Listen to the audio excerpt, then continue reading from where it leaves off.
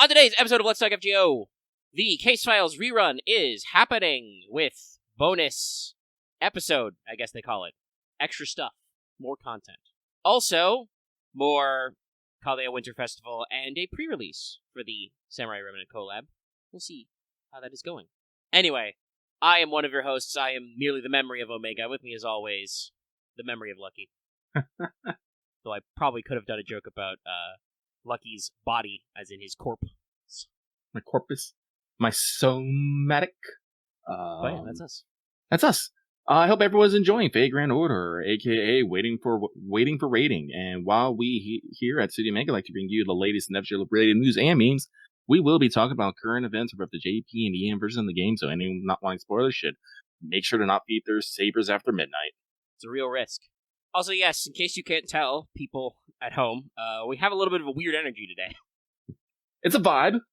Lucky is very cold, and I am unseasonably warm, so we're just kind of, all over the place today. Yeah, I literally have a fucking portable heater underneath my desk, just blowing hot air onto me lap. It's very lovely. It normally doesn't get this cold. Like I said, last I checked, it was 18 degrees. Let me see if there has been a notable change in the last few moments. Yes, no, 17. We're going down. We are still going down. This is... meanwhile, it's about 9 o'clock at night for me, and it's 73 degrees, and according to my weather app, it's going to rain in about 2 hours. So yeah, it's a wild and wet time here. Did you actually get your snow, Lucky? I know you talked about that earlier in the week. We got a flurry. It stuck, but it wasn't even a quarter inch. Yeah, it's nothing. That's right, Chad. We're talking about the weather. That's the kind of vibe we have this week. Anyway, before we go any further, after the weather, let's thank our patrons, like Adam Harblog, Gusto G, Call Me Zed, Carlos, Dragon, Flightless Iceberg, Jeremy Vasquez, JDV9000, Justin Fay, Starlight, Legendary Boss Hunter, Liam Kessler, Regent Raptor, Rise of Kenji, Rogue Robin, Trevor, Shumpire, some guy named Bob, and Varian the Crow. If you like what you want us to work, consider supporting us on Patreon. Next episodes and more. Thank you for your support. Thank you.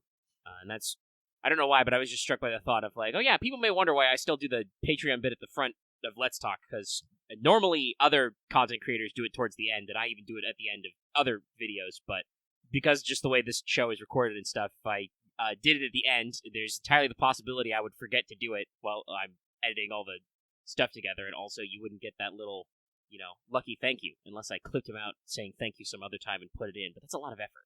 Just remember to read, Fivehead. A slight theme of today, because there's, reruns and new content, so you're gonna need to read. Real quickly, let's check in with everybody's favorite Kohai, Mash, who is known to read books.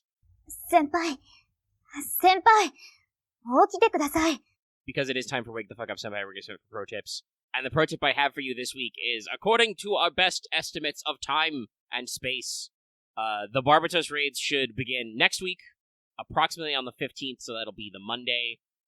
We say approximately because with time zones, there's no exact guarantee, but I would probably say if it's that reset, it'll be, daily reset on the eve of the 15th, the evening, the night times. So if you're ready to get your mats in QP, be ready. Be prepared. And I just want to let you know, everybody, I had to fight really hard not to bust into a little bit of song there. Same. We're holding it in for you, Chad. Or maybe we're not holding it in for you. Maybe you guys want us to break out into Disney musical numbers. But that's risky. I do not wish the House of Mouse to look upon me. Yeah, we don't want that heat. Don't put that evil on me. But tell an old man to do an arts brave chain. We'll move swiftly on. No records, no evil. It's been a pretty chill week. We're recovering from the New Year's time period, and not a lot's going on. I did scrape together enough St. Courts for exactly 1 10-spin and 1 weekly ticket so far in Hephaestion, and other than I've suddenly got a lot of copies of the 4-star CE I apparently didn't own before, nothing. But also it's only 1 10-spin, so I didn't exactly expect a lot, I knew I was in a pretty bad spot because of all the Koyan of Dark rolls, but here we is. Luckily, Hephaestion is permanent, but that means we can move swiftly on to Did You Finish Your Master Missions? Your Master Missions this week are defeat 3 each of a good, balanced, and evil servant. I'm pretty sure, I can never remember off the top of my head, but I'm guesstimating from context clues, I'm pretty sure balanced is the second one, so, the neutral version of the good-evil axis, because I guess we didn't want to copy D&D, and also we wanted to make sure that they, made sense when you had separate traits. I'm pretty sure in Japanese they use different characters for, like, lawful versus chaotic and neutral, and, good versus evil neutral. Though, funnily enough, I do believe that because they do that, characters who would in D&D be called true neutral are called neutral in Fate, like Emiya. Anyway, that's 3 separate missions, 3 of each of those guys. Then you need to acquire 15 EXP drops and 30 EXP drops, any tier. Those are 2 separate missions as well. And then defeat 15 enemies with the Heaven attribute. So, pretty much do the event, and maybe do a little bit of your EXP dailies if you can't get 30 drops throughout just free quest farming and shit. And I think, you can't count on these to last until the Barbatos starts. Usually raids have a little bit of, EXP drop, but can't count on that to go, so. Sorry, I was briefly distracted mid-comment because I looked over at, the corner of one of my computer monitors, and my weather alert changed from the temperature now to temps to plummet tomorrow. And I'm just like, oh, I don't like that. Oh, they are going to plummet. Shit. The high of today was 77, low 57. Tomorrow's low is 41 degrees. Shit, dude. Jesus. Oh, see, that's like, I don't get it as bad, like, cold-wise as other places. The problem here is the swing. You will go from high 70s to the fucking 40s, and it's just like, well, guess that's life. Die. Guess I'll die. Old man meme. Anyway, guessing that FGO won't die, but your wallet will. Let's move into Skelegram's. First up, JP News. We actually got a pre-campaign, a pre-release for the Fate Samurai Remnant collab that was announced at New Year's. And the pre-release campaign is running from the 10th until the 17th. It includes a list of the announced event servants, so, buckle up and listen well. Your bonus servants are both Musashis, duh. Yamato Takeru, also duh. Setanta, interestingly enough. Munenori, Arjuna, Gilgamesh, again, pretty obvious stuff. Ashwataman, also a little interesting. Tomoe. Yes. Though I think just regular Tomoe. I'll double check the news article, but I don't think I saw Summer Tomoe on that list. Which is interesting because regular and Summer Musashi are on the list. Well, I'm gonna be real. Musashi would not care. I'm pretty sure Tomoe might care for reasons. Tomoe might not want to be seen in Summer. Let's see. She's a Summer Tomoe is a saber, right? Yes. Yeah, so she's not on this list. The sabers are the 4-star sabers are Setanta and Yagyu. So yeah, no. I need Yagyu to be all like, Tomoe, why did you not bring your summer outfit like Musashi? Just in front. Both like, Lees, yes, so yes. Lancer Lee and Old Man Lee, regular Ku, Odysseus as a 5-star writer because we need a few more of those. Kyorki, obviously. Shiome, also kind of obviously for the tie-in there. Sasaki Kojiro, that's right, he made the cut. Tamamo, Cat specifically, Spartacus, and both regular Jean and Jolter, but not any alts thereof. So decent spread, a little packed in the 4 and 5 stars, but they got a couple of budget units in there. And Tatanta is a welfare, so, we got a little bit in there. It is kind of interesting that I don't know whether or not we've got some of these, like, parallel units as meant to be, like, substitutes for characters that aren't going to appear yet. And I think we've got mailbag questions about banners as well later, so we'll get into that speculation, I'm sure. But I don't know if it's like, we're making suspicious substitutes, or we're just trying to put up characters who are similar. Like, for instance, I would bet we will see Tamamo Aria because she's in the frickin' TV special they did. Mm-hmm. That seems like a very easy, cut to do as probably a 4-star, same as Cat. But it is interesting that we, pick Cat as the bonus and not regular Tamamo, but also makes perft sense because I was about to say, 9 don't get along. They don't like regular Tamamo. They're kind of annoyed at her. Also, if I remember correctly, I don't think the Tamamo 9 like each other either. Not usually, but we haven't actually seen too many of them together. I think the most interactions we've gotten is regular Tamamo and Cat. But yeah, so, you've got the usual suspects and then a handful of others. Some of these do seem to have been added to combat the thing that I was talking about off mic just before we got started about how the Case Files collab has some very weird class comps in it. I don't know if Odysseus will straight up show up in this story, but he is related to Kirki and is a 5-star writer they can use, so you don't have to worry about having no writers in the pre-announced bonus list anyway. And that, I think, kind of avoids a problem where you could probably play a little bit of a paint by numbers, right? I do find it interesting that they do not have a Raiko, Kentucky, or Suna. Yeah, no. Suna would probably be a good fit, but we do have a lot of sabers, yeah. We do, but... Because, if there were no riders, I feel like everybody's bet, which is already their bet anyway for reasons, but, everybody would be betting, well, that means Tomo Arya and, Samurai Rider for sure, right? But they're like, we've got an Odysseus, so you don't know. Shit like that. But we'll see. We'll see probably soon, because the stream is, the next stream, which we will talk about in a second, is very soon. Though there's no, again, because this ends the 17th and some other stuff ends the 16th, so I don't actually know how much more. I believe, if I understand the clock right, we got about 8 hours before it goes. Yeah. As of the time of recording, we got 8 hours before stream. And there will probably be, I would guess, if it's not going to launch, literally tomorrow, which, again, no guarantees if it will, because, like I said, we're 3 days into this pre-release, so, let me list the features, You're looking at double suck, double FP, and 20% bond on these servants, half AP in their rank ups and interludes, and all dailies open during this time, not reduced AP, but all open. Plus some extra missions for 5-star EXPs. Giving you only 3 days to actually do all that shit and level up these servants doesn't seem like a great look, so I suspect it's still a few days away, but they're having the stream for the satellite station, so I suspect there will be a CM, and we'll probably, see the first banner.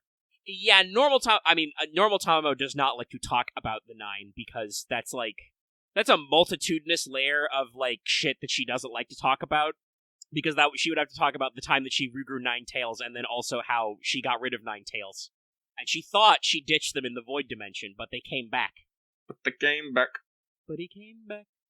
Also, yes, technically that would be discussing the end of her ending of CCC, but that's there's one of those things where it's yeah, they can't avoid that one.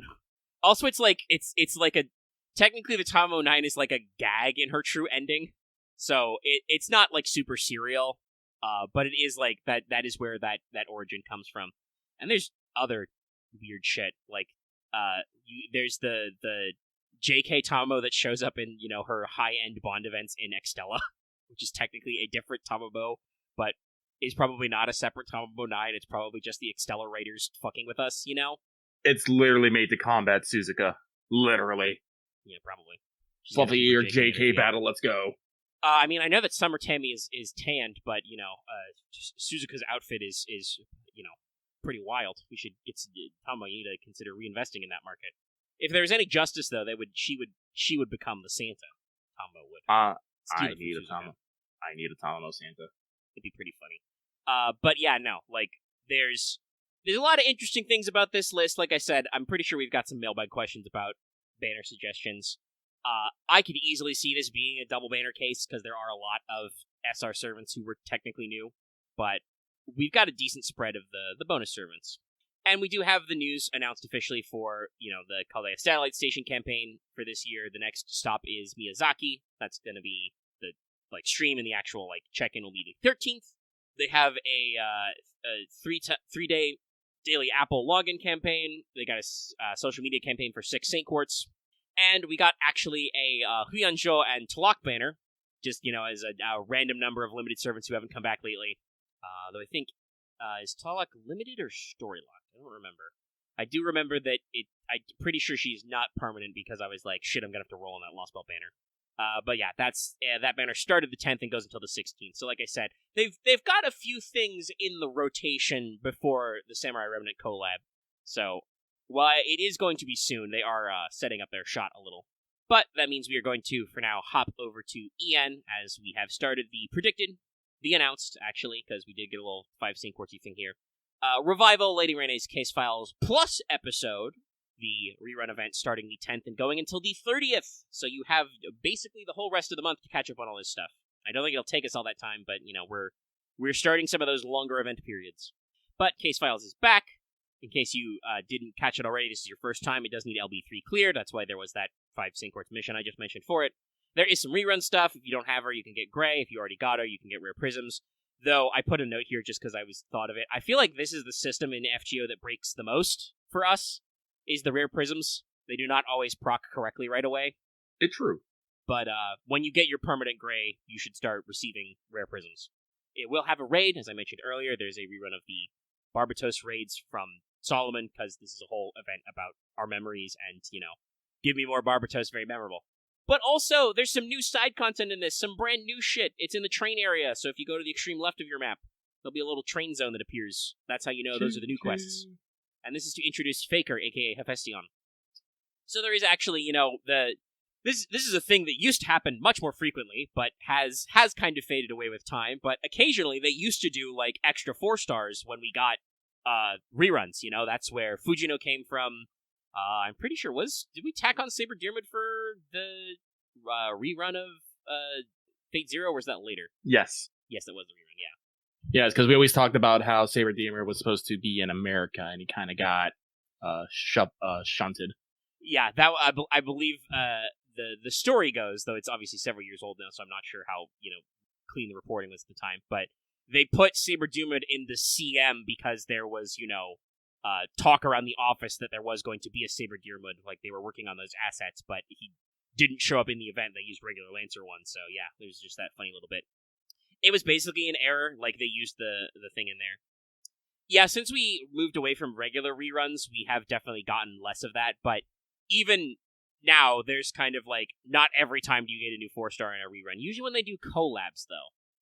It will be interesting to see if this year they do occasionally peek in a couple more, or if they go just for Evocation Festival. Because I think Evocation Festival is a perfectly fine mechanic, but it is kind of, interesting to see. Though, I don't know, I'd have to double check how many 4-stars we actually launched last year. I think it was a decent amount.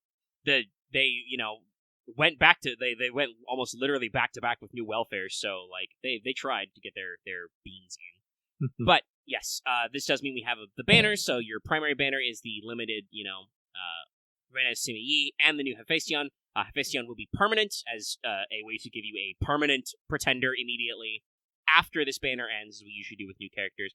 And also, I was bamboozled because I don't even know if our news desk hook got this already, but I, opened up my summon thing to check on everybody, and I was like, oh, actually, no, it was in the news. I was like, oh, also apparently immediately an El Meloe and Estrella banner? Not that that's needed, because, you've had several free 5-star tickets, and Waver has been in the game since launch, and I know I recently have gotten extra Estrellas while rolling for other things. Yarp. But, if you don't have Waver yet, and you don't want to go for Sima-Yi, though they did, upgrade, so Renes does have the full 50. That banner does exist. I think that's it for the Case Files rerun banners. I don't think we're going to get any more. We might get an Iskander in there already, but I think, did we have an Iskander banner recently? But yeah, there is your fine collection of news. I almost said fine kettle of fish, but that's not really relevant right now, me. That is the end of the Scalograms. All right, let's... More like shivergrams, am I right? Yeah, consider getting a blanket. All right, so me being lucky, having a very low energy week,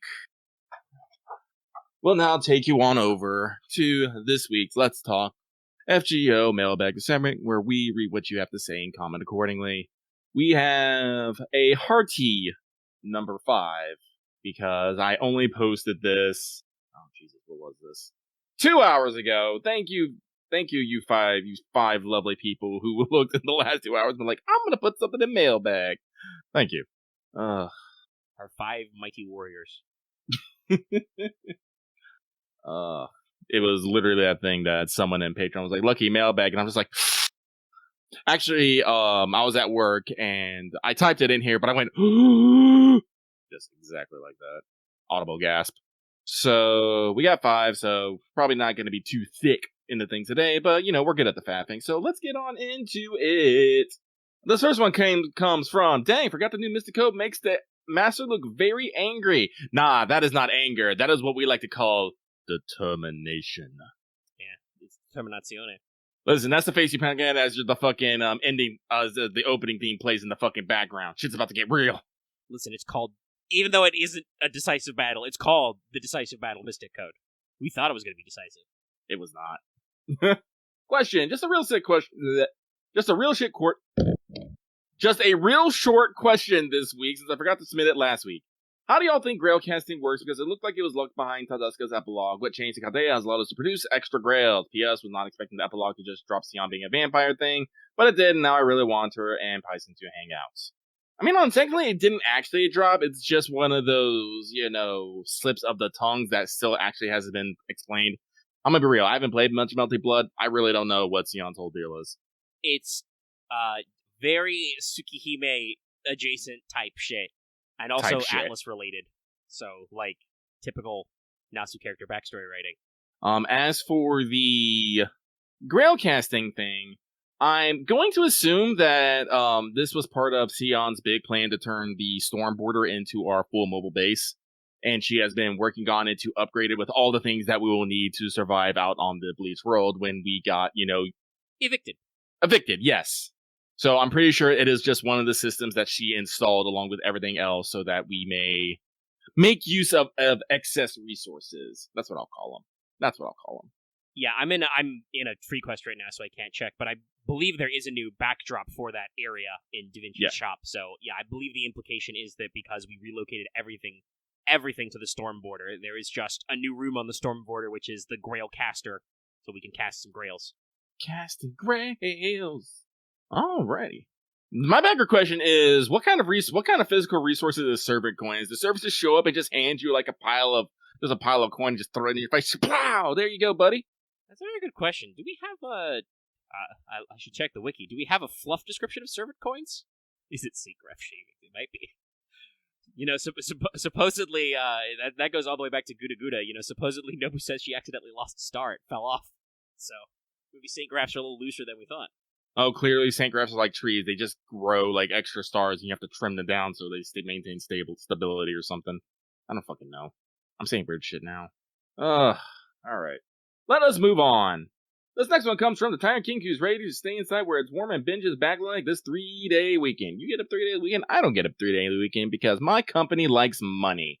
And they realize that if we just work that day, we'll actually make more money than they'll fucking lose if they, they'll make more money still, more than, paying us double. No, 1.5.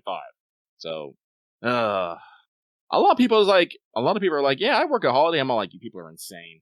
Anyway, they say, hey, Gushinova Fox is lucky and sudden vibe Chep Omega with the SR Collab possibly hours away. Any final predictions on servants, costumes, quality of life?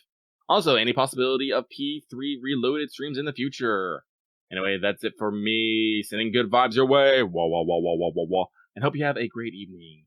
I mean, I like P3. I'm gonna get it. I'm going to play it. I'm gonna fucking enjoy it. I don't know if I am leery of streaming RPGs, specifically JRPGs. Ha, Axe shows you. Joke's on you. We're done with FF7. I probably should retitle the last stream to be finale so people know, in case they were waiting. But yeah, that went by at a decent clip. Any future plans for Rebirth will require probably me to practice, because that game will be much longer. But yeah, this reminds me of a comment we got a while back, I should say. Somebody posted in our Discord asking about this, where they were like, they thought it would be really neat if we did a Let's Player stream of like Xenoblade stuff, and you were like, yeah, I don't know, because that would be really long, and I'm like, yeah, I don't know anything about Xenoblade, so that would probably be like Lucky's bag, but also I kind of agree that would probably take us a while. Honestly, if I was going to do that, I would start all the way. I would pull the fucking I am better than fucking everyone card, and I would start all the way back from Xenogears and do Xenosaga, and then what is it called? I have the Wii U one. I can't take the name. I played one of the Xenosagas. I don't remember which one. I borrowed it from my library, so I didn't. Then do Chronicles X, and then do the Xenoblade. Like that's the power move I would want to do. That just to show people how content, though. It's a lot of content. Well, and considering it wouldn't be that bad considering I only beat Xenosaga, the first one. I'd be like, nah, it'd be all new for me. Yeah. But it would still be a lot of stuff to like record. Mm-hmm. And even if not streaming, to cut and upload as well. Yeah. Like I said, that's like, because again, what I want to do is I actually want to be playing older games, things I grew up with.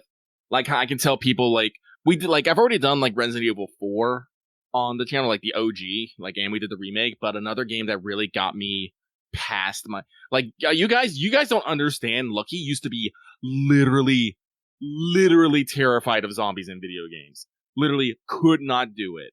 I remember I tried playing Resident Evil 2 at a fucking at a GameStop when they had the little deems. I saw the zombies. I ran out of that store screaming. Like, that's how bad it was for me. It wasn't until I played Parasite Eve 2 for the PS1 and Resident Evil 4 for the GameCube that I was able to get over that fear. So both of those games are like in my brain. I would love to just like, even if I didn't do like the whole thing, I would still like to do Xenosaga because that's important to me. We already have plans to do Metal Gear. Yep. Solid. I've not beat Metal Gear or Metal Gear 2, but I'd be down for those. It's a classic vibe. Also, it'll be very funny to do those as part of the series in the post MGS5 world, right? Oh yeah. I mean, at this moment, no, because none of those are in the collection. That would be our starting point for now. Would be the Metal Gear Collection Volume 1, and then see where that goes from there.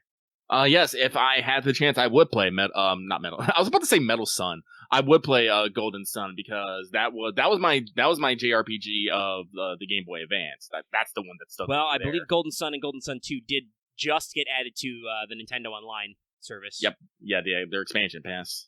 Well, that's why they mentioned it. But like, no, it's one of the reasons why I like started collecting all these old games, just because I look at them all and I'm just like, these are important to me in like a variety of ways. I would love to do Drakengard. Drakengard would actually probably not actually take that long, but it's also a Yoko Taro game. It's Yoko Taro, my dudes. It's wild. It's fucking wild. Just let me look over here. What else do I got on here? So while Lucky's looking, I had a thought about P3 that I wanted to cycle back to. Like, I also really like P3. That was my first Persona game. Was FES version back in the day. Mm-hmm. I'm pretty sure that save was like 100 hours long, and that was the PS2 version. So like, yeah, no, I mean, I'm not afraid to like catch some footage or something. Though, knowing Atlus as a Japanese company, they're going to be very picky about streaming anyway, and cutscenes and stuff. Mm-hmm. I don't know if they've announced any official restrictions yet or anything, but they'll be feisty. I know they will. They're still like that as far as I know. So like, but still, like, that's a long ass commitment, which we are not afraid of, but we have learned, I think, over the course of like Great Ace Attorney, GAC 1, and Hollow Knight, to be better about pacing ourselves. We've done some other series that have been probably a little too long before as well. So like, there's definitely some stuff to be said for both streaming and even recording sessions to like pace it out. Yeah, no, I definitely want to maybe embrace recording things rather than streaming things this year. But again, I'm not. I gotta learn how to make it look and sound good, which is a problem I've had before. Practice doesn't always work out. Doesn't always work out. Means we just need to pick something to beta test sometime. Mm-hmm. But like I said, we're having an odd week anyway. We will get there. But so my answer probably will not stream it, but recording it, or maybe recording it and doing like some sort of highlight reel. That has a higher chance. That is more likely. I was a big fan of, and I've never watched all of it because it's very long. But back in the day, Giant Bomb did an endurance run of P4, which is like they recorded the whole game and posted them up like an hour at a time or something. And I'm like, yeah, I'm okay with that format. That's the kind of content that I've watched and wouldn't mind putting out. So we'll see. We'll try and work on some stuff. Yeah, it is legendary. No, it's fun. Like I said, I've never had the time to sit through all of it, but yeah. So we can schedule some session time. And I know Lucky's talked about wanting to try, because I wanted to pull Halo. So I spoiled it. I want to pull Lucky through Halo, the stuff that's available on the MCC at some point.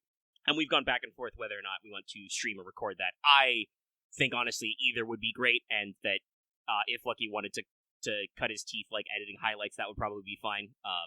But it's definitely like something to consider as well, and that's some lengthy stuff. I mean, you could do some of them, sure, but some of them are not. All right, but with that, let us moveth on it. Yeah. So, thank you very much for that. Our next one comes from that one person who exists. Are you sure about that, buddy? Hey, lucky you, man. Got no question or anything. Been too busy to play much FGO. Hope you have a good week, and I wish you good luck on your future rolls. Wish me good luck and trying not to roll. That's my problem right now. I need to not roll. I got summer coming up, and it's going to be hot and heavy in one way or another. Ooh, lucky as a concern, y'all. Yeah, especially with the 3 banners, this year's summer is going to be a thing. This next one comes from Body Sores, Muscles Broken, but must play RPGs. There's so many of them. There really is.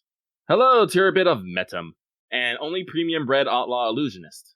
I have to look to you because I do not understand this reference. No, I'm not sure. All right. But they say, I have 2 questions for you two, and you can choose to answer only one of them. It feels like it'll take too long to go through. Don't you worry, buddy. We got nothing but time. Hey, what's that? We're only 36 minutes into the recording session. Let's fucking go. First one, how does syncretism work in Fate or just in Lawsuitverse in general? Is it actually explained in the lore, or is it just something you explained and I thought, Jesus fucking Christ, my dude, you gotta stop with your redundancy. Is it actually explained in the lore, or is it something you explained and I thought was actually explained in the setting? That was literally 3 explains in one sentence. Like, is it true that a normal person in history can end up literally retconned into being a deity in other timelines because they were made to be a super important figure centuries later? What is the sources for this? Or, I guess, is there anything besides implications shown? So, on the first one of that, it is almost an entire, it's a thing of human perception and consciousness. If enough people believe a thing, usually it comes true. This is why a lot of legends have overlap and whatnot. Like, fun fact, fucking, this is the whole thing we had about, Talamo, actually. Talamo is literally a bunch of different, quote-unquote, Fox of Calamity legends put together. Nasu has made this way more complicated than it needs to be, but the basis is still freaking there. They took, stories of very scary women from China, India, and made one in Japan and bundled them all together. Then Nasu first took that and be all like, I'm gonna do something with this, and then made it infinitely worse. So, syncretism is very much a Nasuverse thing. Usually, people will have skills due to perception of this. What comes to mind is innocent monster. Something Asterios has. When they're not, when technically speaking, you would not actually consider them a bad person, but because of the legends associated with them, they have done bad things. The Minotaur of Crete, being, considered a monster, even though they were just, locked up into a labyrinth because their mama and dad were just like, oh my god, a monster. And was given nothing but fucking, ladies to eat. I mean, what you supposed to do? Go vegan? Not gonna happen. So, yeah. So, sorry, I just quote from the Wikipedia. Syncretism is the practice of combining different beliefs in various schools of thought. It involves merging or assimilating several originally discrete things. It's got a long explanation of stuff it can be, and thus allowing them to be inclusive. It's not just referring to religious syncretism, but that is actually like the main thing that we interact with in Fate, is when talking about culture, myths, or religions. So no, syncretism is a word that exists in English and has existed in modern English since at least the 17th century. Again, according to Wikipedia, real quick. And that's just the thing where we say it's syncretism and we take note when something syncretic happened, when something that was clearly marked as Chinese and clearly marked as Japanese crosses over. I don't think Fate outright uses the word a lot, presumably because Japan probably has their own word for it, but they might have syncretism as a loan word. But it's very clearly, obviously in there because, that's anytime Fate points out that 2 guys are the same guy, that's syncretism. And then they go the other way too. I don't actually know if there is a term for the divergence, but something similar to like Siegfried versus Sigurd, those are very clearly actually the same story guy, but because, they were jotted down by 2 different cultures, the stories diverge. But no, it's pretty common throughout human history. It's got its, roots in, ancient, the word syncretism, I should say, like the theory has its roots in like ancient Greek and Roman philosophy, as you might expect. So, yeah, it's been around a while. The kind of like asking a question of like just like, is it true that a human can, you know, be marked as a god? Yeah, because that's happened in our real life. That's deification. Julius Caesar had a cult. He was deified. You know, loads and loads of people are deified after death. That's just real human culture. So, it's, you know, like, fate didn't invent it. If that sort of syncretism or comparison occurs, that's just because that's how real humans are. If you're listening to our show or catching up on your lore sources, usually you will find a note in a profile or a materials, or, you know, Lucky and I doing our research about it, when something is a weird syncretism, I guess you would say, when it's not a, you know, pre-existing thing in... God, sorry, I'm just trying to think of the branch I would call it. Anthropology, I guess? Sociology? Kind of a thing, you know? Study of human cultures? Usually fate calls out its sources. It's just sometimes it takes us a while to get that part of it, you know? Whether that's through the material or the profile translation. So, that is that. Omega gave a much more succinct explanation than I did. Well, while you were freeballing, I was skimming the Wikipedia article. But, this person has a second question. Second one, I've been diving into a few anime classics of the mid-2000s and early 2010s.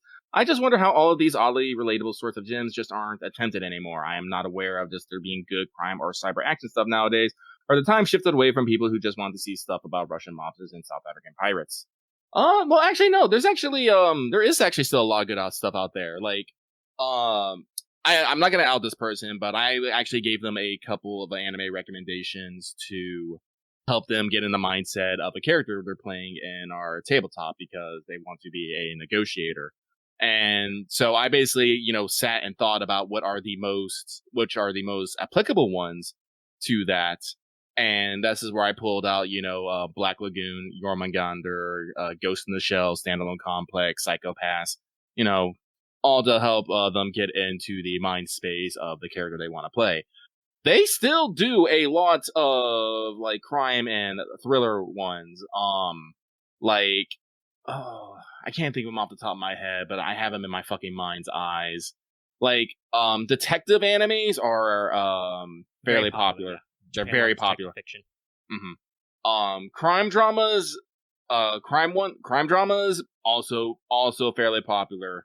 The thing about them though is they don't Black Lagoon and Jormungandr have a very specific vibe, which it makes sense because they're created by the same person. So yes, I don't know if they have made anything recently, but if you're looking for something in that specific vibe, you're probably not going to find it. Probably not. But if you're looking for things in similar vibes, no, it's out there. Yeah, I will say, and I think this is an issue with the cyberpunk genre as a whole. It's very, because we basically live in a cyberpunk hellscape now, just without all the fun parts. Yeah. It's a very backwards looking genre. Like a lot of the you know, if you will find strict definitionists who are like, oh yeah, lots of stuff now isn't cyberpunk because it's not, you know, Gibson enough. It's not, you know, enough about guys fighting the man. There's no punk in it. Even though Ghost in the Shell is very obviously a cyberpunk story, but also the Major is a cop, so like technically you might call it, you know, post-cyberpunk. I said the Major is sometimes a very shitty cop, but, you know, anyway. Like, I'm looking at, like, best cyberpunk anime lists, and, like, yeah, Edge Runners is usually on here. That was straight up made, you know, with the CDPR team and the guys behind the RPG, so, like, it's very good. But a lot of this stuff is from, like, the 2000s and the 90s, just because that was a time when a lot of these things were coming out, and there have been new ones, but when you're looking at, like, best lists, you're gonna find a lot of people who are, you know, looking back at, like, the stuff that is, you know, withstood the tale of time. Like, if we want to get into, like, more, like, I don't know if it's necessarily cyberpunk, but I remember there's a lot of, like, sci-fi anime stuff, like, back in the 90s, because that's when Appleseed first came out. That's when you have, like, Bubblegum Crisis, when you have, Armitage the Third, you know, like, yep. There's a lot of stuff out there, but the problem with it is that there's a lot of stuff out there. I mean, I will say, I'm looking at, like, you know, I just pulled up a list of, like, you know, best, you know, crime drama anime ranked, and, like, this is a top 15 list. Most of this stuff seems newer. Like, they got, like, Great Pretender in here. That was only a couple of years ago, I think. Yeah, I was actually gonna recommend that to Axe if they got through everything. Yeah. Let's see. What year was Erased released? That was in the 2010s, somewhere late 2010s. It was late 2010s, yeah. Yeah. Stuff like that. Moriarty the Patriot, I believe, is pretty recent. I have not seen that one, so I can't actually comment on it. Yeah, but I've heard people talk about it. I think it's on Netflix. I may check it out sometime. But yeah, there's a wide handful of stuff. A lot of it, I think, is just that, like, this is one of those weird cases about just genre fiction in general. If you're consuming stuff in, like, basically a seasonal basis, like anime and regular TV still is produced, you're gonna get stuff that just comes out kind of like every year, and you don't always know the gems, right? Like you'll get your standouts, you'll get your big pops, but a lot of times your hidden gems and your stuff won't be recognized until much later when people go back and are like, oh yeah, I remember that. Let me see, I'm scrolling right now through my anime list for this season's anime. Let's see. So 11, Crash Melee Elite. No idea what Tsukimichi Moonlight Fantasy is, but they got a second season. Good on them. It's an isekai. Yep. Mashal got a second season. Heard of that before. Chain Soldier. It's funny. Delicious in Dungeon is on this list, obviously. So right now, I'm seeing a lot of, like, isekai and fantasy stuff in general, very popular. Blue Exorcist. There's some slice of life, a lot of slice of life stuff here, just because comf is comf. People are depressed, okay? Also, just in general, like, not that I want to, like, speak ill of slice of life works. They have their purposes, and some of them are, like, really, really high quality, even if they're very simple. But I suspect on a production level, producing an anime that is slice of life is a lot easier on your animators and the rest of your production crew than, UFO table going balls to the wall doing, Mahoyoru OVAs and shit, right? Like, if you want to Mappa, please give him a break. Let him breathe. Let's see. Metallic Rouge is a sci-fi anime. Somebody just said looked pretty good in our Discord today, I think. Some magical girl stuff. Lots of romance.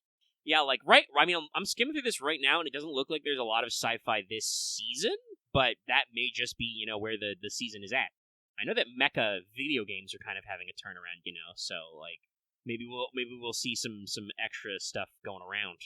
But yeah, it's out there if you look. I will say, like I said, if you're searching for, like, cyberpunk themed anime, not named Cyberpunk Edgerunners, which is also going to really fuck up your Google results.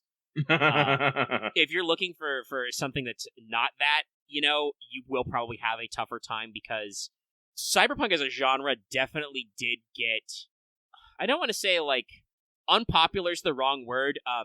There's a reason why you've probably heard of shit like the Animation Age Ghetto and the Sci-Fi Ghetto genre fiction, basically. Like, the wider, like, literary critical space is very harsh on sci-fi fantasy still to this day, despite the fact that I'm pretty sure that, like, especially if you want to get into the light novel slice of the market, but fantasy and sci-fi works are, like, huge consumer markets. Not always critical successes, though. But, like, there's very specific areas in this which are designed to appeal mostly to hobbyists, and cyberpunk has always been in that niche of, like, being a little underground. Oh, yeah. And as such, the productions get made less frequently, and sometimes if you don't catch them, they don't stand out to you. It reminds me, I hate that I've forgotten, because this was a series that I want to look up sometime, but I was listening to Bizarre Podcast Dogs Must Die, the JoJo podcast done by an LP series that I like. You should go check them out if you want your source for all things JoJo anime. But at one point they were talking about a comparison to a cyberpunk-themed anime where all the characters were just named after their job role. So, like, the doctor was called Doctor, Akadama Drive. Was it Akadama Drive? Yeah, I was like, I can't remember the name. Yes. So that's not that old of an anime, pretty sure. And that's, like, when it came out, a little back there. And I'm like, yeah, no, I put a pin in that to check that out sometime. Thank you for remembering the lucky name. Yeah, no, trust me, it's a good one. Like, there's always a couple every year, but they are definitely more niche down. Crime stuff and noir stuff, you're probably gonna have to keep an eye out for, but it's out there. Like I said, Japan fucking loves detective stories and, Phantom Thieves.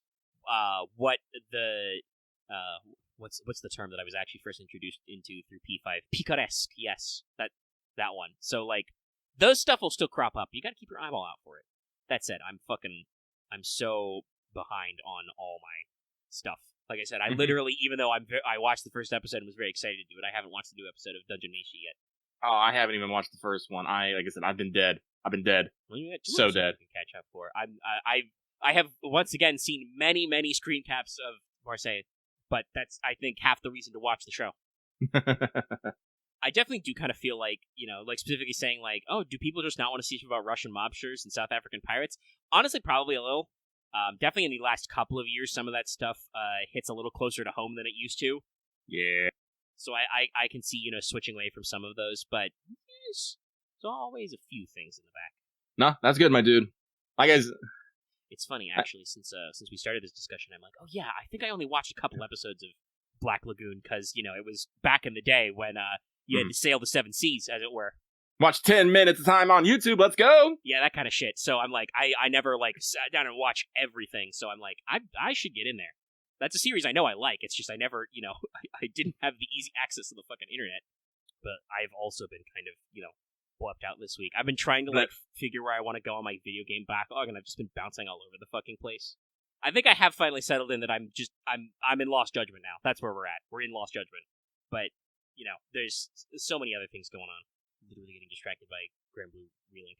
Chris Starlight does have a good point here. They say, since anime is more global, there may be some political hesitation about doing serious subjects from other countries/cultures, especially ones that are still prevalent today. I'm like, yeah, no. Yeah, a lot of people, there are some real gatekeepers in the anime world who are like, no, we want anime to be, more weird and Japanese and don't have any Western influence in it, especially not our Western influence, because we're interested in buying it. So, it's one of those things where, yeah, the anime industry would probably start crumpling if they didn't do some level of global marketing. I know Square Enix, for instance, was talking about, I think it was last year they mentioned this, where they're like, yeah, we have to, we can't make games just for, weird Japanese markets anymore, otherwise our company will, start to perish. We have to, start taking a more global look at it. So that's definitely, I think a thing with the anime. They've realized, especially with, I'm sure, Netflix and Prime and other people throwing money at them, that, they have to be aware of this more global market, and that means that your subjects need to be marketable globally, for better or worse. God, sorry, I'm just thinking about how last night I fell asleep watching Grimbeard's 2-hour-long video about Deus Ex Invisible War. Isn't that the weird one? Yeah, that was the sequel that the sequel to Deus Ex, renowned PC immersive sim game. They did it console first for Xbox, so it's very weird, but it actually has some interesting stuff that is still prescient to say, because the plot of the game is the World Trade Organization, the WTO, fighting the Knights Templar and a ambiguous religious order known as just the Order. And I'm like, yeah, no, there's some shit there. I feel like I have questions here, and I don't know if I want answers. Listen, if you want to just listen to Grimm's dulcet tones, there's a 2-hour video. But if you don't want to do that, because I understand that that's not how some people are wired, the explanation of it would still take me a while. It's Deus Ex is what we should say there. I didn't ask for this. Correct. But no, I definitely. No, go ahead. No, go please. I was just gonna say, there's your 30-minute aside on anime. Yeah, we can talk anime.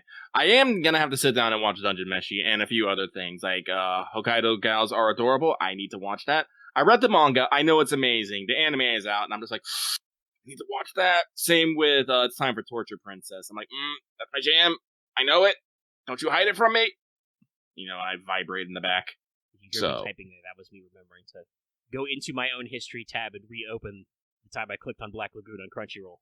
I don't know what I'm doing after this. I should take some time to watch if we're all in that mood.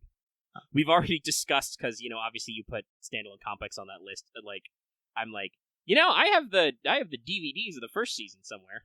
I have both Second Gig and the original SEC on Blu-ray. It's just I don't think I have a Blu-ray disc drive right now. Oh, that's right. Wrong Way to Use Healing Magic came out. That's right.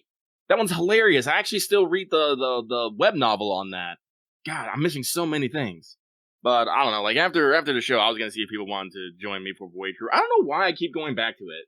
It's fun, and it's we have our pet peeves about it, but as we said when we talked about it previously, core gameplay is fun. So. That's right. The event is over. I think they stopped. They are not doing the unlimited interdictions anymore. I don't think. Okay. Well, that's better. Sadly, that means I don't think I'll get my Santa hat, because I didn't get that in any of my Santa boxes. We'll see if like the others are up. I'm pretty sure Axe will be around. Maybe Loft will be up. And it'll probably be working. But yeah, that's on. I can edit audio on old PC and run Void Crew on new PC technically. So. Well, let's keep going then. Yeah, we still got a few things. So unfortunately, this is the last one, but it comes from Monster Girl Aficionado, who says, "Dear Lucky Omega, no question this week. Just sending good vibes, wah wah wah wah wah wah wah, and wishing you well. Keep up the great work. No, you keep up the great work. How dare." But unfortunately, that's it for Mailbag this week. It is done. Yeah. Still, for a $5, like I said, we got into the big one at like 36 minutes. We've just crossed the 59-minute mark of the raw audio. Okie dokie. So, like, it still took a decent chunk. Sorry. I was gonna double check Twitter to see if anything jumped out at me, and I was slightly mind hacked by something. Here, I'll share it with the patrons. I was just fucking brain blasted. Calling Doctor Who British Common Writer, and I'm just like, you're not wrong, but also, I didn't need this info. Also, funnily enough, somebody in the patron chat just said, well, you could talk about the new case file side story. Let me read you verbatim what my show notes are in this. In Collab Free Talk, for, when Robin wakes up and does show notes, here's where I'd put my case files thoughts, but I've only done, like, 1 or 2 pips of the sections of the side story. I haven't done anything. Yeah, I'm, like, literally grinding out, free quests to get caught up on all the time gates and shit now. So, like, yeah, no. I definitely did the first one, and I think the second bit, like all the section of the first pips. So, I don't really have a lot to talk about, but, it is a decent add-on story. It seems like I like it. They do a little bit of a pocket Extella reference. They talk about how, humans are made up of, mind, body, and soul, all of whom can have their own personality. And, I do think it does a interesting and a good way of introducing Faker to the story and, Chaldea, because in the anime anyway, she's, with Dr. Heartless, so she's kind of standoffish to everybody. And it's funny, I remember in the first section she does have a comment about being really mad at El Meloy and his friends, so, like, there's still some of that, but it is kind of interesting to see the flip side. And they said it on, the Mystic Eyes collection train. So if it will actually, like, talk about arcs of case files, it's like, I mean, on the one hand, a little sad, because, again, speaking of, despite the large boom in the light novel market, we don't have those over here. Come on, man. Help me out. Use that sweet FGO money. What was it? You had the stats for, like, mobile games? Yeah. Yearly? No, it's for the whole year. It's over in our all mobile games. Surprisingly, nobody. Genshin and Star Rail are number 1 and number 2. But yeah, I'm looking at the list right now. FGO JP is number 4, and they're pretty close to number 3, which was Uma Musume. Well, funnily enough, they separate the JP from the global version. If you actually combine those numbers together, they would be number 2. Yeah, that was another thing that I saw you say, and yeah, I'm looking at the math now. So yeah, FGO obviously makes a lot of money. I mean, the level of money it makes in global is a significant amount less than the JP version itself, but obviously is still a fuck ton of money. I don't actually know how much it costs them to run FGO, but in US dollars, the global version made $62,700,000 for 2023. Just below the global release of DBZ Dokkan model. Also, wow, JP, the Arknights is still on separate servers, right? JP Arknight server is a little low on the end. Yeah, I can see their global version. Also, their global version is a little. Wow. Well, maybe that's why they're pivoting to their secondary games. Shout out to Nikkei being number fucking 5 on this list. Yeah, with a purple list, it's very big. Though I know it's because it is. I believe the purple marker is just universal because Genshin is truly multi-regional. But like, Christ, they made $500 million last year. What are you guys doing? Second people drive their wallets. It's crazy. But yeah, so there's a lot of them FGO dollars as well. So hope we can turn that into a method that would also make a profit. Perhaps when you finally have to stop making FGO, or at the very least have to turn FGO into a separate product, and could sell me some light novels. But Yeah, so if there are some, I'll take them on the chin if there's case file spoilers, but it is kind of interesting to see that comment. But I'm not opposed to them just, kind of like, very rarely, not never. There are times, I think, when characters from other Fate works get to, kind of explain their entire deal, but sometimes we don't. I think technically Sieg, in the APOC collab was definitely like, okay, here's my entire story from the best-selling hit anime and light novel series Fate Apocrypha, But other characters are a little less like info dumpy, so that's it. Still seems like kind of a nice little nod. I because as somebody's saying, it's like an epilogue. I do believe that Case Files of Almeloy, I think that did end. By the time the collab rerun came out, we moved on to the second series, Adventures of Almeloy. I'm pretty sure that. So that kind of makes sense as a coda. It's a little sad that we don't have access to that because they haven't gone back to that well for animation yet, and we don't have the light novels over here. But I am interested in reading more because I think that Faker is cool, and I like her, and I want to see more. But we'll get there when we get there. I'm blasting non-side content and free quests because I don't want to be left behind when we start raiding, because Barbatos will perish. Other than that, as usual, to like keep an eye out for where the story fork happened. I have been skimming the event, and the Case Files one is pretty good. I think it was fairly well written at the time. Had some interesting concepts. Does actually once again feature a few kind of like memory moment fights. Got some fun characters. I appreciate Kentucky hanging out with the children trio. But yeah, that's basically it for Free Talk, because we're no new servants yet, no crazy news, and not much of a look back at a rerun event that just came out, even if it has some new content. So I'm sure we will check in next week for some more of that. Yeah. So that does kind of take us to the segment of the show that is the What's Up. Though again, there's not a lot to talk about here. I'm not even gonna ask about the question mark one. I'm sorry. I know Lucky's been dead. Even I've forgotten to remind Lucky about stuff like upload the AP. Hey, the AP's uploading. It'll be out sometime, probably Sunday. Usually want to do it when it's late. Throw it out on Sunday. Lucky hasn't caught up with Dungeon Meshi, he said earlier, and I'm an episode behind, so we won't get into that too much. One thing I will say is, I've been keeping track with some video game news. There are a few things percolating out there. We mentioned earlier that Golden Sun, made it onto the Nintendo, X-Pack section. Technically, this is our first, Let's Talk show after all of the Tokyo FanFest stuff happened. Oh, it is. Yeah, I know. I said that on Wednesday. I was like, I know, this is our first 14 streams since Tokyo FanFest, but also it feels like it's been a million years, because there was so much. It was a packed really 2-hour was. keynote. It was. We kind of got some loose thoughts out on Monday because people asked us about it while we were doing Final Fantasy VII. But all in all, it was a real good keynote, good trailer. Lots of fun stuff in it, and many notes for laters. Yeah, we got Pictomancer confirmed, Frothgals confirmed. Shout out to you if you were actually betting Pictomancer. That bingo card was pretty good. And definitely I feel like the last fest we did, London, we were a little more coy about the summer vacation part, right? Yeah. This one was very much straight up like, hey, there's gonna be some late X-Pack stuff. We're gonna get a little wild, okay? Yeah, no, I think they said there's gonna be a tone shift in the middle, and you're gonna feel like you're playing Taunt doing a completely different story, and you're just like, oh. Yes, the way they phrase it is that you can think of it like a two-part story, but it will still technically be one continuous narrative of Dawn Trail. A lot of people, for better or worse, are making comparisons to the way Stormblood is formatted.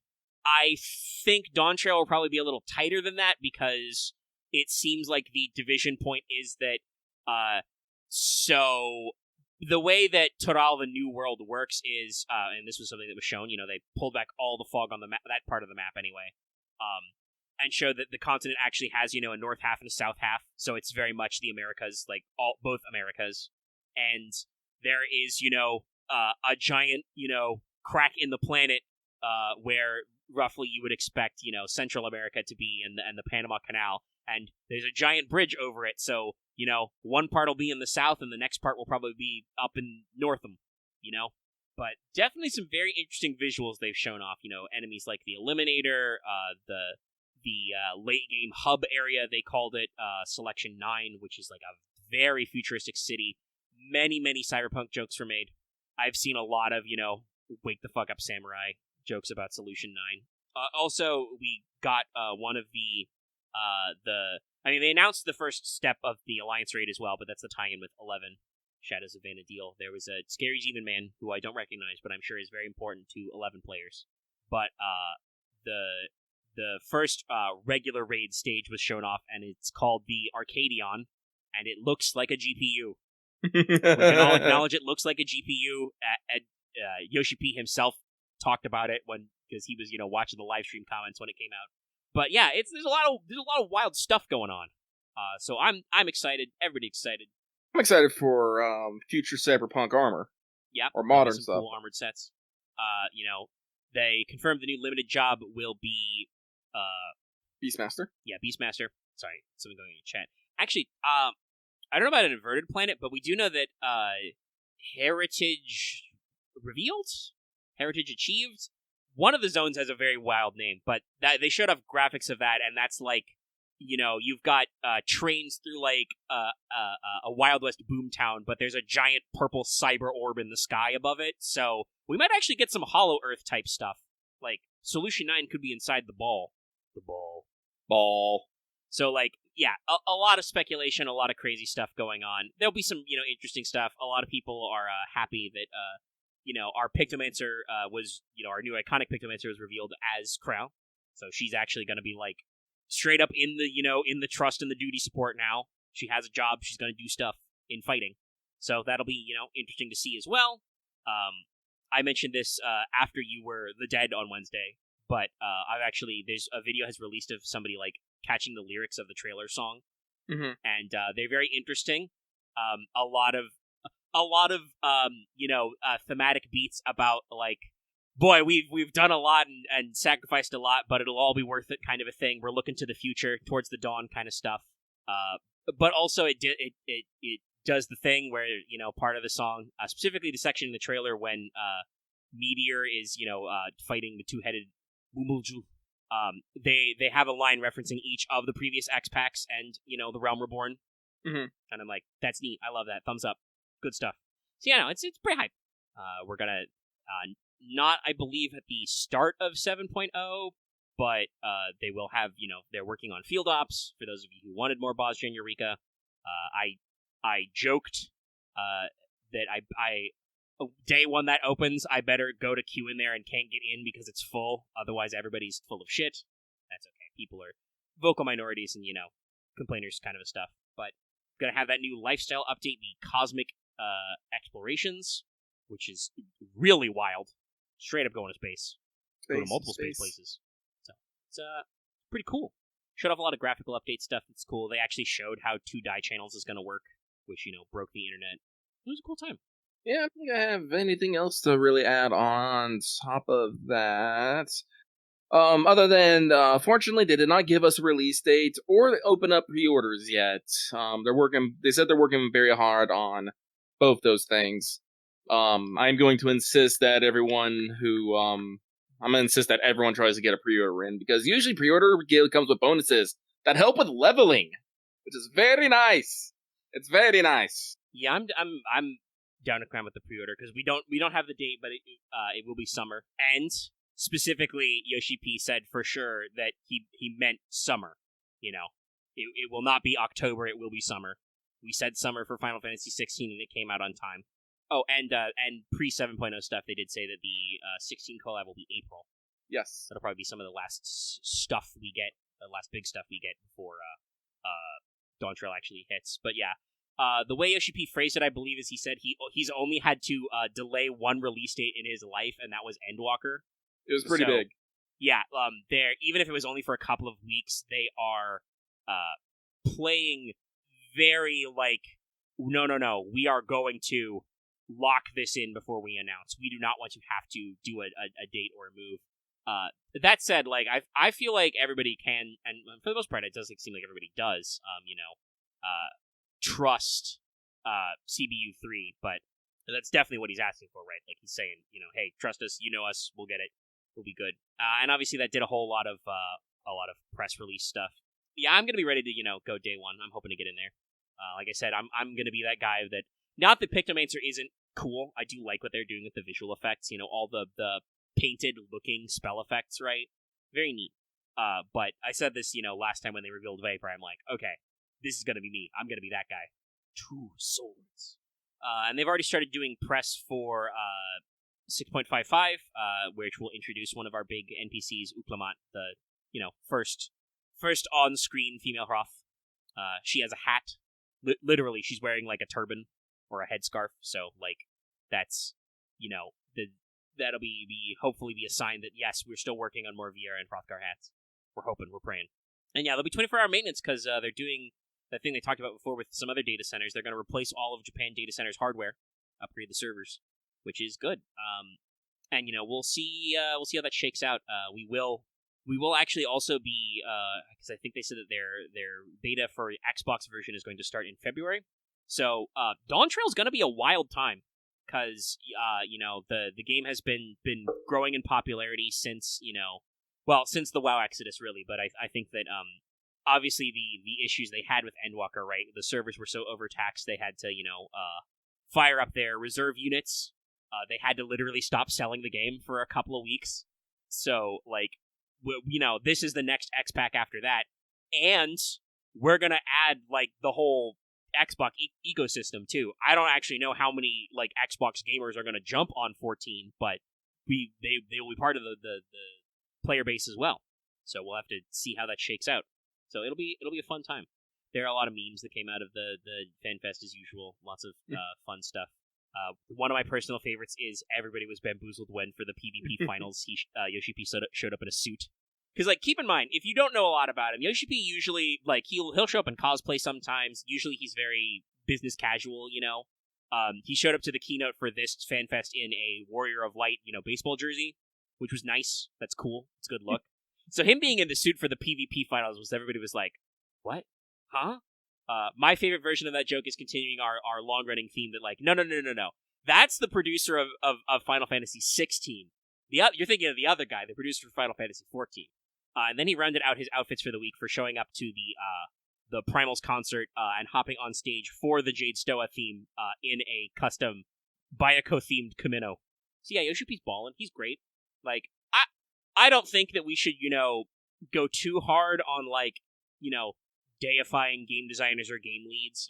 They're just people. But Yoshi-P seems like a cool dude. I believe there was an interview that was released as part of the Tokyo FanFest cycle. He'd done some magazine interviews, and he was like, "Yeah, if I got fired, I would just play 14 and yell about the development online." I'm just like, yeah, sounds right. Everybody, it's that meme. Everybody liked this. Universe of nobody liked that. So it's a fun time.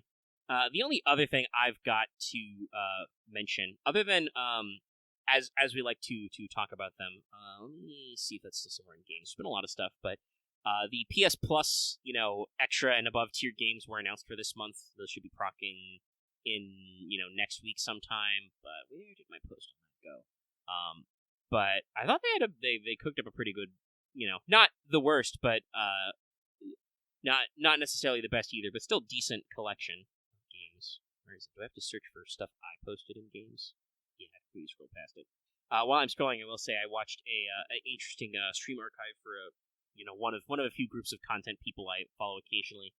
Their name is Save Data, but they did a stream of a video game review draft, and this is apparently a website that is just out there that they know about and like use this tool for. But basically, the way it is it's like a fantasy draft, but you pick games that are expected to come out this year and get points based on their meta and OpenCritic scores. It was a pretty weird one to get in there, but reminding me of a lot of funny stuff going on. So shocking nobody, by the way, the first draft pick was 7 Rebirth. That game will score well. Dawn Trail did make the first round of draft picks, though. Nice. Also, I suspect it will be probably a big one. Like, I don't know if it will hit quite the same high score as Endwalker, but on Metacritic, the reviews of Final Fantasy XIV have gone up basically every X-Pack.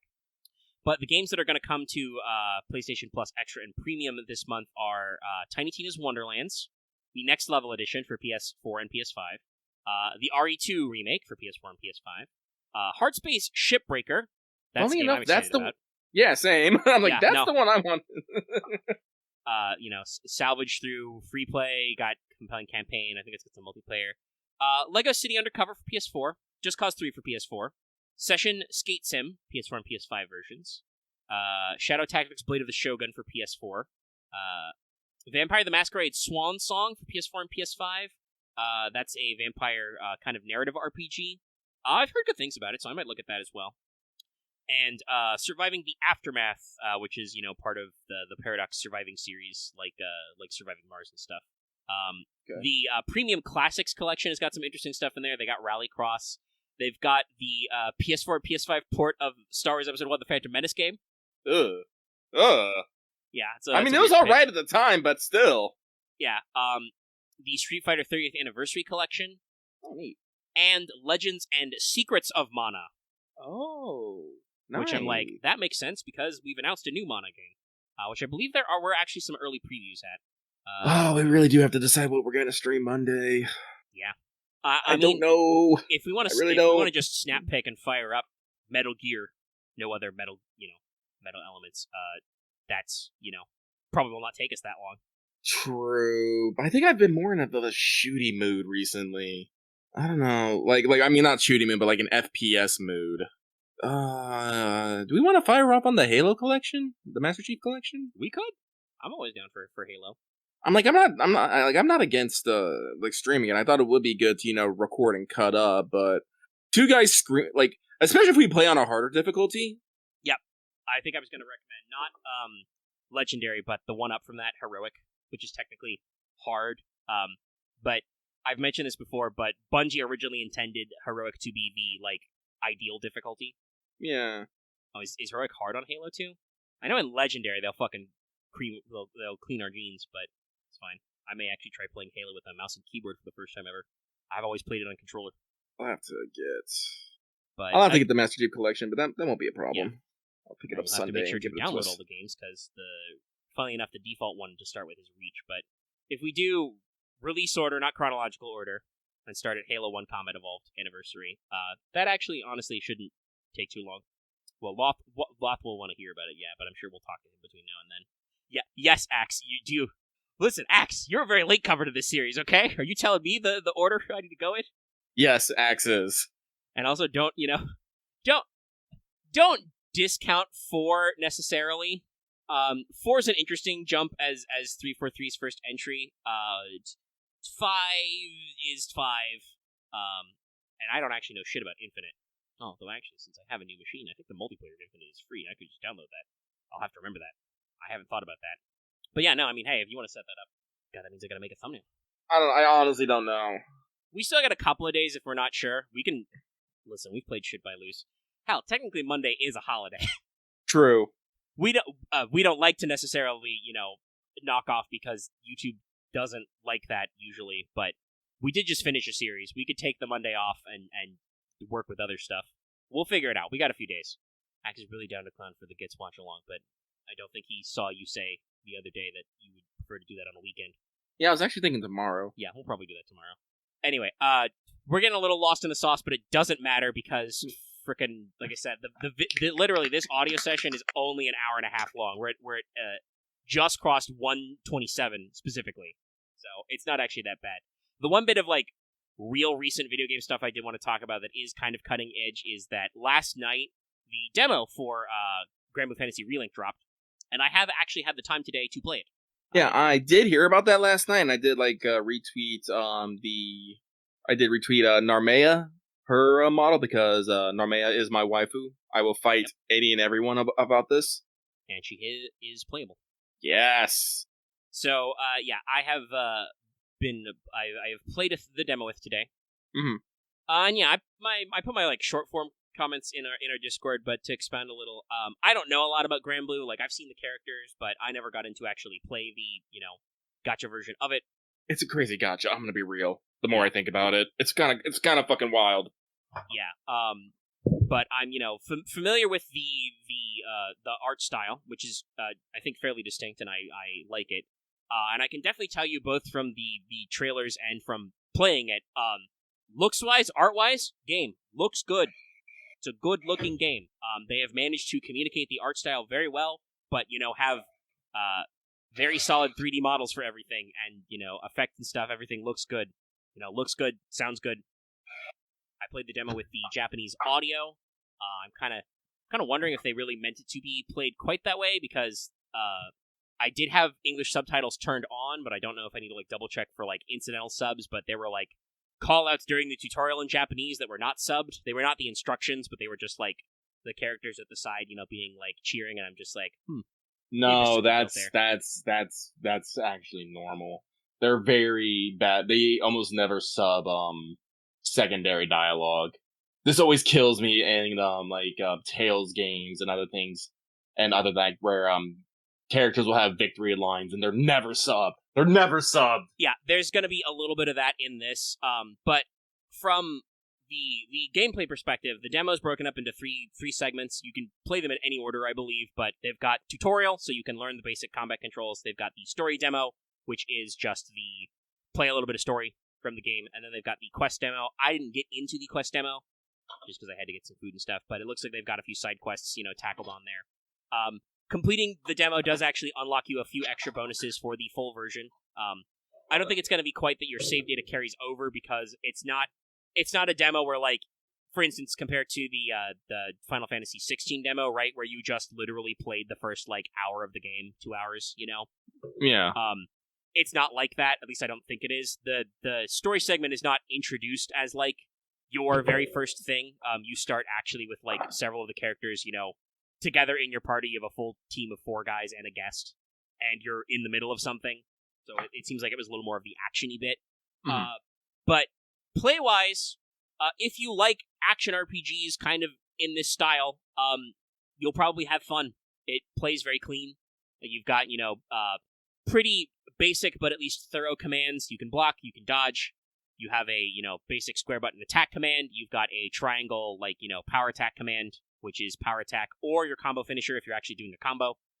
If you build up the stun gauge on enemies, you can hit circle to link attack, where you do an extra little attack with your friends. This can also lead to link time, which is when things get slow. You can also jump, and you have different moveset in the air. If you press, one button, you can go to skill mode, and you have 4, skill slots that you can actually experiment with. And while the story demo you can only play as, the default male protagonist man, Gran. It does seem like when I look through the different characters you can pick, it does actually seem like all the specific characters have special movesets and mechanics. I went to the party menu in the quest section and looked at Narmea, because I'm I wonder what she's got going on. Lucky will be interested in this. I don't know if he's gonna have time to play this demo today, and she actually appears to have her own unique mechanics of having a stance system, and they talk about how she gains butterflies for doing certain commands and button prompts, and this will affect the power level of her specific skills. And it does kind of seem like everybody will have a little bit of unique flavor.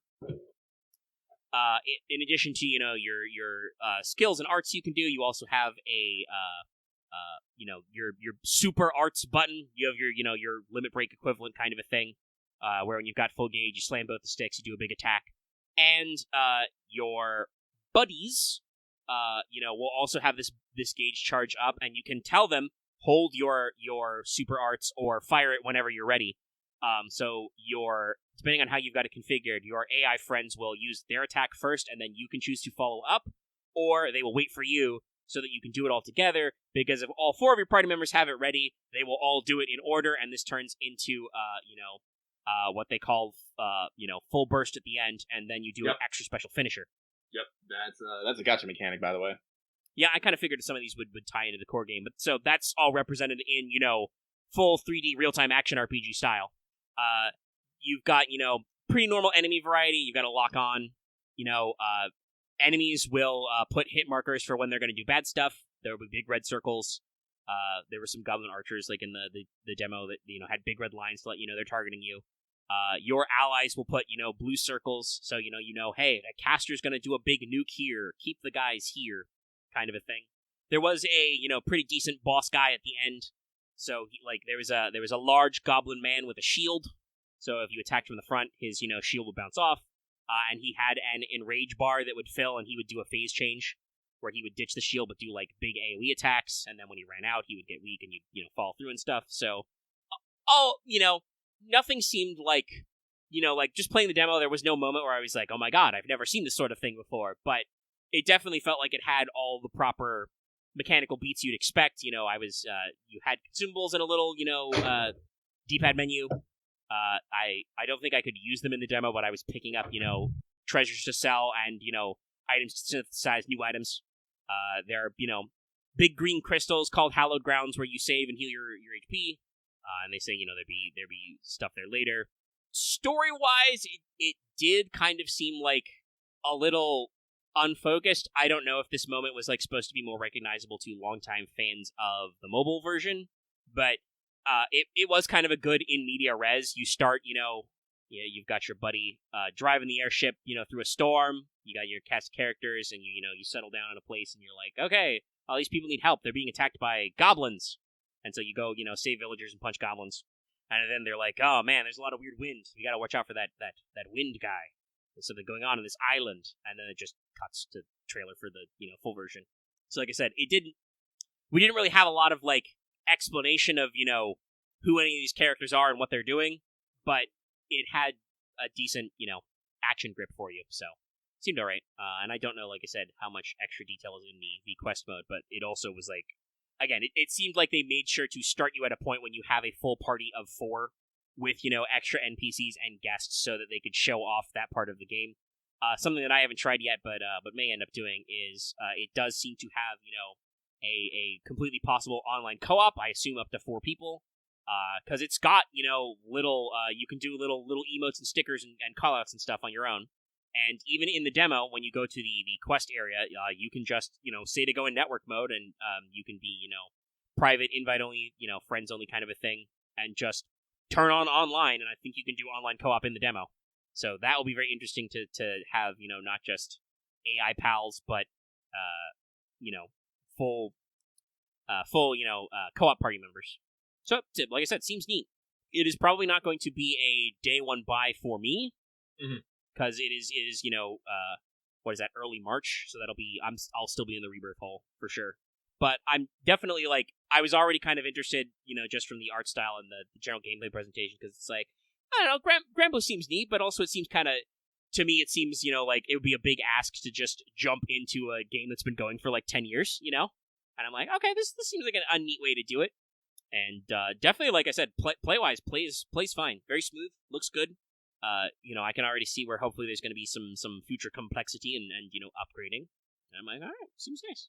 So there you go, positive vibes for the Granblue demo out now on PS4, PS5. I am downloading it now. It's at 12%. It's gonna take a while. Yeah, it's like a 20 gig demo. They packed the stuff in. No idea how stonks. Yeah, no idea how big the actual game itself will turn out to be, but the demo seems to have a decent amount of content. But yeah, that will be... That's right, yeah. I'm thinking of the other way. Granblue is February 1st, and its P3 Reload's February 2nd, so it's very tight together stuff. And I think I will be preferring P3 at the moment, but still, and I do think there are some plans for, ongoing content. I don't know if it'll be, DLC formatted, but there are going to be, they already have a, roadmap of, future content to add on, adding some extra, boss fights and challenges and stuff, so I don't think it's quite, aiming to be a service game per se, but it does seem like they may use this as a, springboard point to keep doing content. I'm reasonably certain Relink will not be, every bit of Granblue story ever, but... It's a lot of story. Yeah.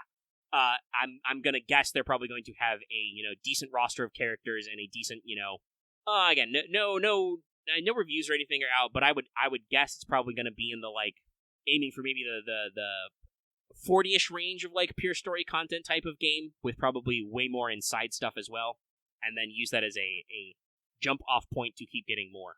It'll be interesting. Unfortunately, While January certainly has its winners, Tekken 8's probably going to score very well.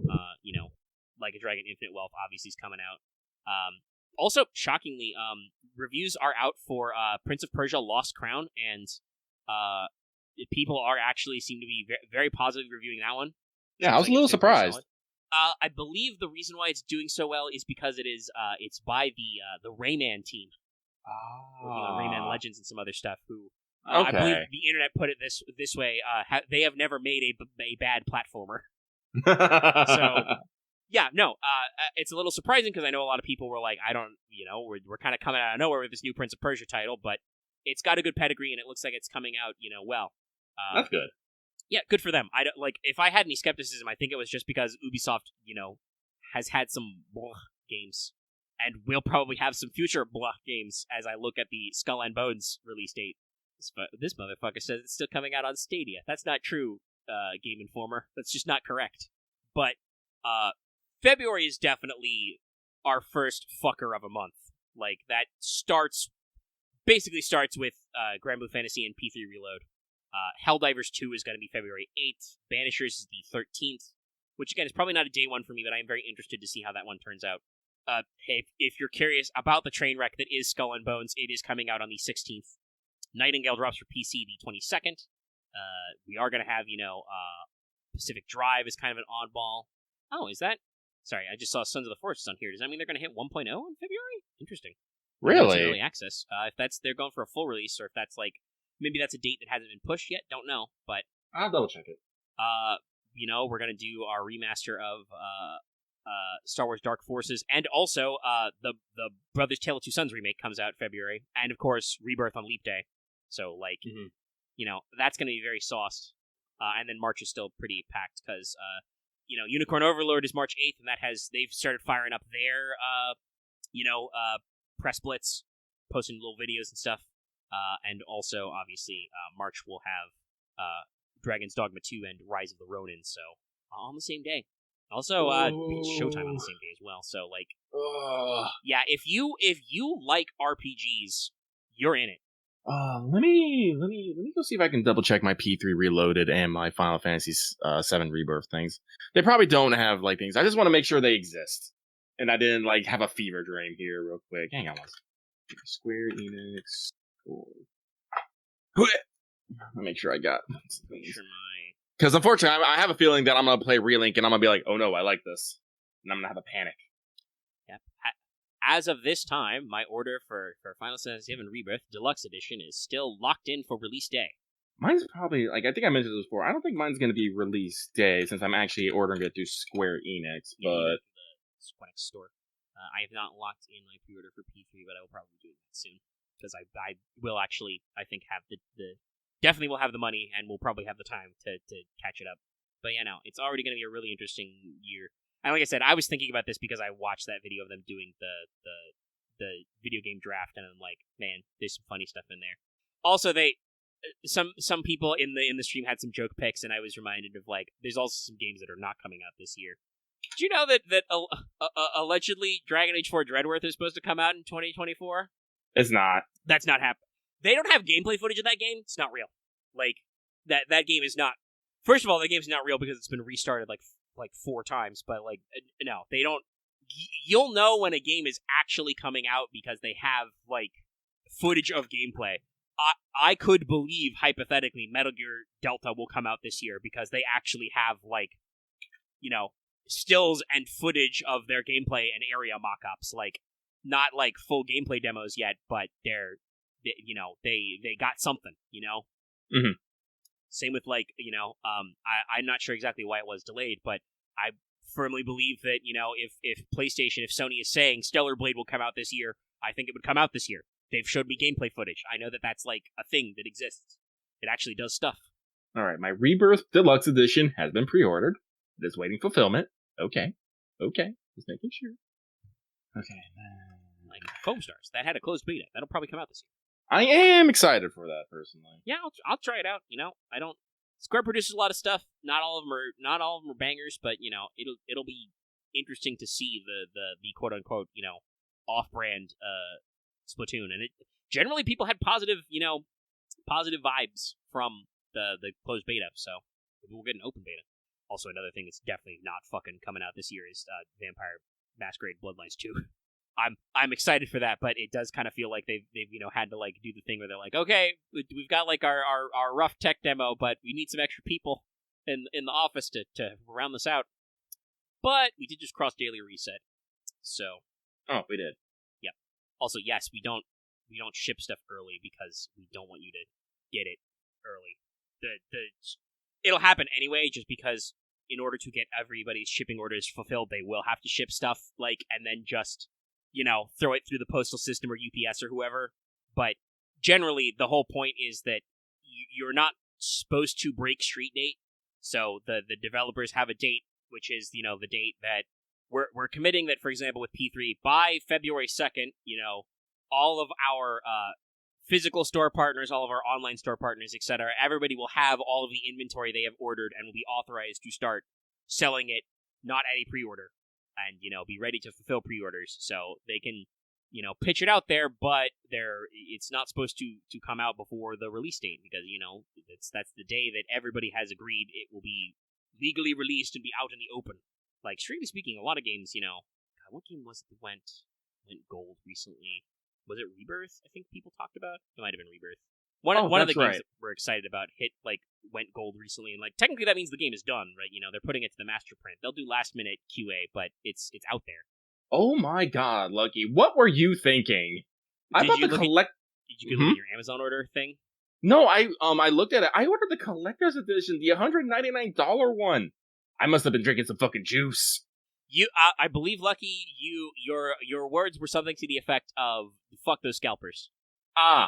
You wanted to guarantee the collectors and get it good, and did not want to be scooped on the shit.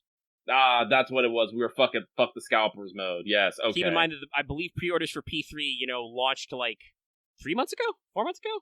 It was something like that. Several months ago.